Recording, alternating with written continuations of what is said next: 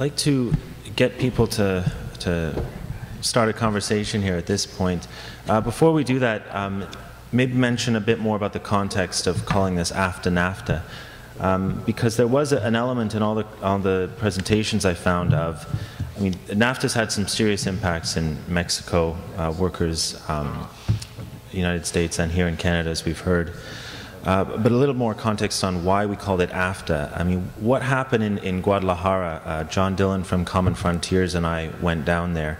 It was this was in August. This was the Security and Prosperity Partnership's 5th meeting. This was an initiative that began in 2005 as a way to think among the business community. Actually, it was a push from the business community how to think. How do we go beyond NAFTA? You know, how do we think? How do we improve on the benefits we've already accrued through NAFTA? And NAFTA, like all trade agreements, is essentially a way to discipline government. That's what we've seen happening. It's a way to reduce what governments can do to regulate the economy in the sense, and as we've seen, to draw income upwards. Essentially, wealth has been captured at the top through this process, and they looked at how can we fortify this and how can we actually pursue it further. Well, 5 years later in Guadalajara, we found that, you know, they had come to a standstill for all their efforts. You know, they had made some breakthroughs. The SPP was declared dead, essentially, on the government website, the U.S. government website, saying this is no longer an active initiative. And this was thanks to, we think, thanks to successful civil society mobilizing in all 3 countries. I mean, highlighting that this was a secret negotiation by and large, that it wasn't benefiting the majority of people. We've seen that over the NAFTA period, average incomes have actually stagnated in all 3 countries, in Canada as well, while the incomes of the top tier have gone up exponentially. So, I mean, in a sense, Guadalajara has come and gone.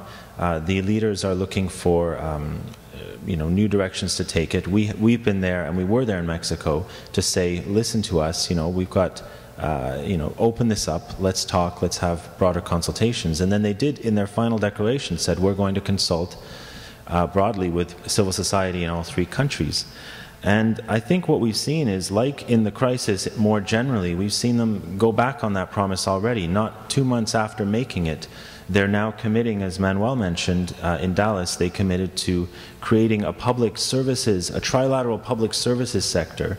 This is using public money to convince North Americans of the benefits of NAFTA and why we should pursue further initiatives of regulatory harmonization. So I think what I'd like to hear from people now in the audience, if they have questions for any of the guests or suggestions or even some ideas that they have. There's a mic in the middle, or you can just feel free. I mean, you don't need the mic, right? Like, we can just kind of talk like this if you want to. You'd rather mic. Yeah? Okay. I've been disciplined too, yeah. So we need the mic.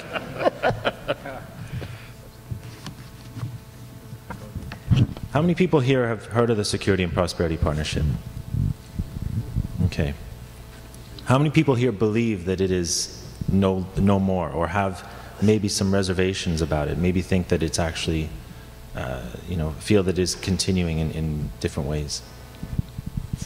Let's hear some of those. Let's hear from some of those. Yes. Well, I want to know what's happening at the level of the public service. I mean, all these, for instance, all these regulatory changes were being effected. Where are we in our civil? I don't know if this is on. Is this on? I want to use this. Okay. Let me just. Well, 2 things. I can't answer the SPP question, so someone else will answer that. But as part of, I mean, one, the push is on to get as many co-sponsors of the Trade Act. So there's now 125 co-sponsors. The hope is to continue to get more co-sponsors of current members of Congress.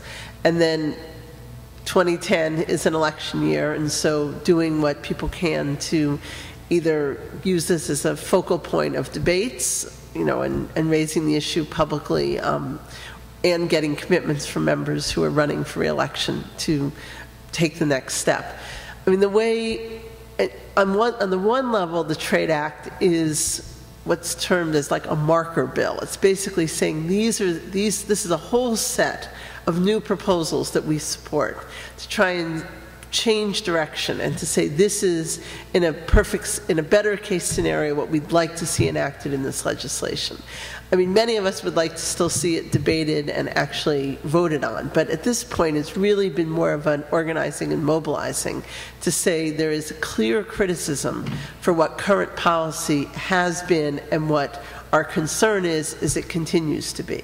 So when the Congress was about to move on the Panama Free Trade Agreement in the spring, the pressure being put on the administration helped to sort of pull that back. Now, that doesn't mean that they'll stay off of it indefinitely, but the current economic situation and other issues are definitely on the front burner, our healthcare debate, other things.